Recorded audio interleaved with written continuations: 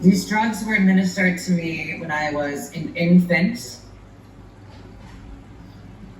Macro doses were given every single time I was assaulted.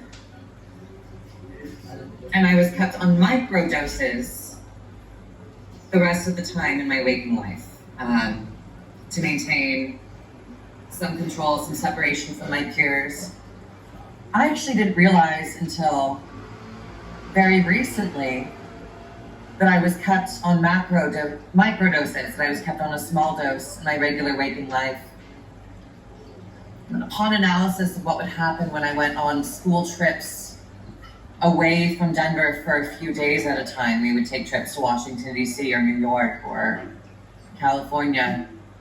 On those trips, after 3 or 4 days, I would actually start getting along with my classmates. And they'd be amazed. They'd say, "Wait, Anya, you're really cool and fun.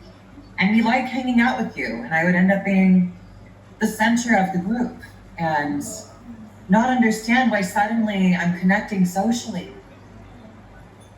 But then we'd go back home. I'd see my family again. And the next time at school or at synagogue, I'd feel in my own weird little bubble again.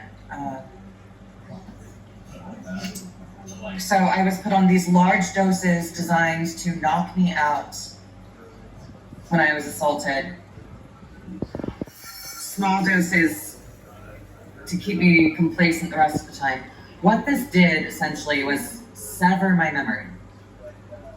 Everything that happened to me, everything that was boasted about to me, that occurred on those large doses was locked away in what I thought was a nightmare fantasy world. I was primarily unconscious for the physical assaults, and if I was awake, I was so high, I thought it was my own nightmares.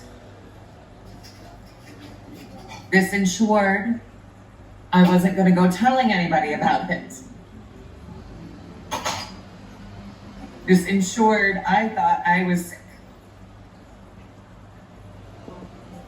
So when they paid a doctor to tell me that my PTSD responses, like jumping when my stepmother touched me, were bipolar, I believed that.